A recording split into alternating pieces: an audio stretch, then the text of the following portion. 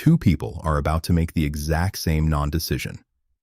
And in 15 years, one of them will have $250,000. The other one doesn't.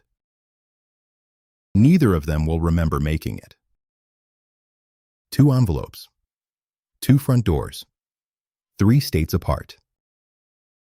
Emily slides hers into the drawer, the one with the takeout menus, and the dead batteries. Not the trash, not out in the open on the counter, just filed away for later. Derek does the identical thing. 3 states over. Same drawer logic. Same delay. Both letters carry the same number at the bottom. $28,412. Same age. Same month. Same debt. Neither of them decided anything in that moment. That's the part worth sitting with. They didn't choose debt. They just declined to unchoose it.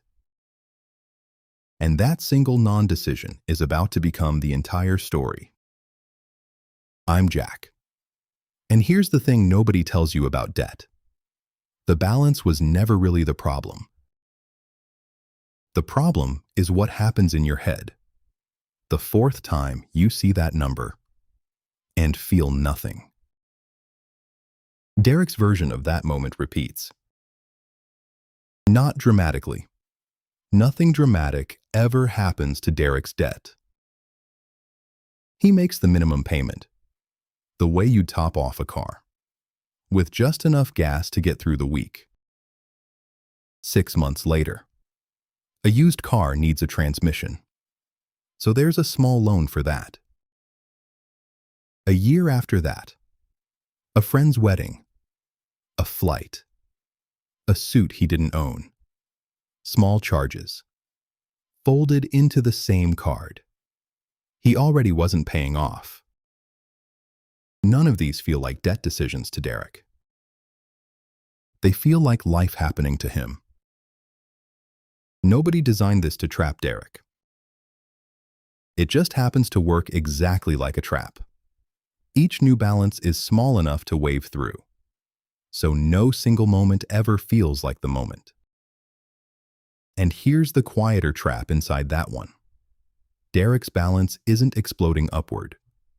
It's staying roughly flat, refilling as fast as he pays it down. That flatness is what makes it invisible. A number that's clearly spiraling scares you into action. A number that just persists, year after year, doesn't. Emily's version looks identical from the outside. Same drawer, same letter. But 4 days later, she takes it back out. And here's exactly what she does differently. Because this part you can copy. She runs her debt through 3 questions. Derek never asks. Does this balance have a date it's supposed to hit 0? Not someday. An actual date. Even a rough one. Is the balance actually going down month over month? Or is it just cycling? Paid down, then quietly refilled. What's the rate? And could that same money be earning more somewhere else than it's costing you here? Emily's answers. No date. Flat instead of falling. 22% APR. 3 no's. That's her signal. This isn't debt she's managing. It's debt that's managing her. Derek never runs the test. Not because he's careless, because nothing ever prompts him to. That's the entire gap between them, before either of them earns a single extra dollar. So Emily restructures for 18 months. Cuts categories, not corners. Cancels subscriptions she forgot she had. Keeps a roommate a year longer than planned. Redirects every raise toward the balance. Instead of her lifestyle, 18 months, then it's 0. Here's where the gap actually opens. And it's not where you'd expect. It's not the 18 months of restructuring. It's the years after. The day her card hits 0, Emily does one mechanical thing. She takes the exact dollar amount she was paying the card every month and points it, unchanged, at an index fund. On autopilot. Same amount. Same day of the month. New destination. She never has to decide to save. She just never lets the payment disappear. Derek keeps making his payment too. To the lender. Forever. Because the old debt clears. Just as new debt refills it. Formatted. Same instinct. Two different destinations. Run that gap out over 15 years. At something like a 7% average market return, which is roughly what a broad index fund has actually done long term. And Emily isn't just ahead. She's sitting on something well over $250,000, while Derek's balance is still hovering right around where it started. Markets don't move in a straight line, and no 15-year stretch is guaranteed to look like the last one. But the direction of the gap isn't in question. Nobody chose to be in debt forever, or investing forever. At 39, they chose once where a number went. Time did the rest. In both directions. Derek would tell you he's bad with money. He's not. He's just never run the 3-question test. On his own balance. So it's never once looked like a decision to him. Zoom out. Because this isn't really about Emily and Derek. It's about a debt environment neither of them designed.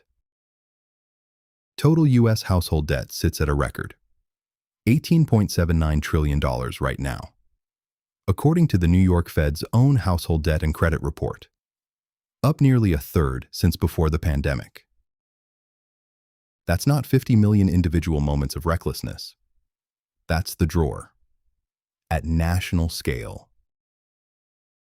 Credit card balances alone hit an all-time high, above $1.28 trillion, at the end of last year, per that same New York Fed data. And here's the part that should bother you more. Survey after survey shows people don't feel anxious about carrying a balance. They feel capable, because they know they could always borrow more if they had to. Confidence isn't the problem. Confidence is exactly how the balance stays invisible. To be fair to Derek's approach, because there's a real version of it.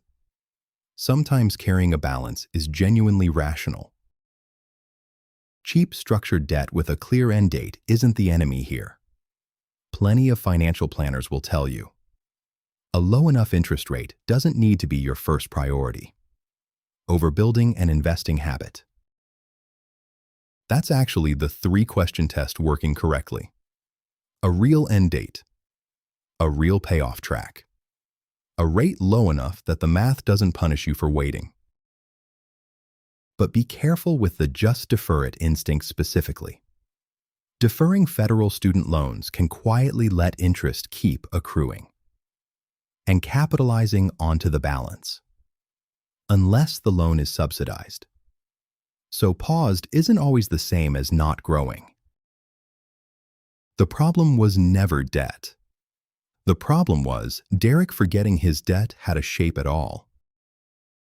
So run the test right now. On whatever's sitting in your own drawer. Does it have a date? Is it actually shrinking? Is the rate low enough to justify the wait? 3. Yes as you're fine. Keep going. Any no. That's not weather anymore. That's the thing you fix first.